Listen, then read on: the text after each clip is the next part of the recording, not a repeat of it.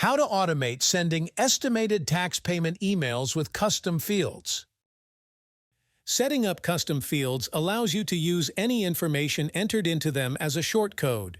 You can create new custom fields for your accounts or contacts from the Custom Fields page under Firm Templates. Note that you can create format-specific custom fields. You can choose between different types according to your needs: text, date, drop-down, number, URL, or user. Selecting the correct type will help you avoid entering incorrect information.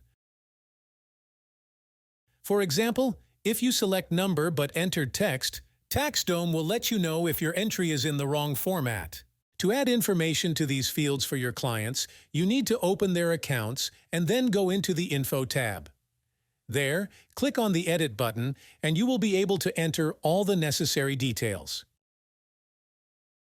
I already prepared the email template that I will be using, so we recommend that you do the same and prepare an email template in your settings. This template will be used for those clients who have to pay estimated taxes, and there will also be a reminder of the due date. You can see how the shortcodes are displayed here. Once the email is sent, these shortcodes will be replaced with the client's relevant information. From the Clients page, I will filter my clients list to display everyone who has the tax tag. I will then select all of them by ticking this box and using the Send Email button. I can select the template that I created earlier and it will enter all the information from it, but if I need to make any changes, I can do so.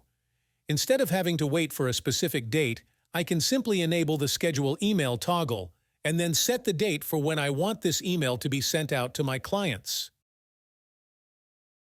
Here you can see the sent email, and as you can tell, the shortcode was replaced with the client's information. Lastly, you can also set up the email template to be sent out to clients as part of a pipeline's automations.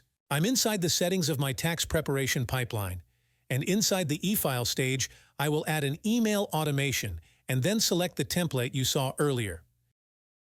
Now, every time a job enters the e-file stage, the client will receive an email.